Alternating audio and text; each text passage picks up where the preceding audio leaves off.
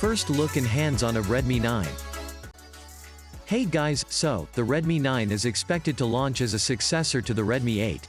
A leak suggests the phone will launch in the third quarter of the year, but that seems like a long time for Redmi to launch a successor for a mid-range or entry-level phone.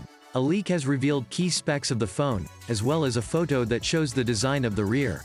The source of the leak is Sudanshu Ambor, who in turn says he got the info from a Chinese source. According to the tweet, the Redmi 9 will be powered by MediaTek's Helio G80 chipset. This is the same chipset inside the Realme 6i, that was announced over a week ago. The Redmi 9 should come in multiple configurations, with the base model having 3GB of RAM and 32GB of expandable storage. The configuration of the rear cameras was also revealed in the leak. The primary sensor is a 13 megapixels camera, and it is accompanied by an 8 megapixels ultra-wide-angle camera, a 5 megapixels macro camera, and a 2 megapixels depth sensor. The leaked image shows the Redmi 9's design is inspired by that of the Redmi K30. 3 of the cameras are arranged vertically in a single housing shared, with a fingerprint scanner.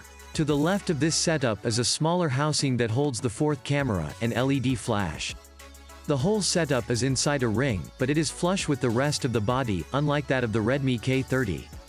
Alongside the purple, there will also be a green and red variant according to the leaks. So that's it for this video. Let me know what do you think about the Redmi 9. Also, don't forget to hit the like button and subscribe for more videos like this, and I will see you in my next video.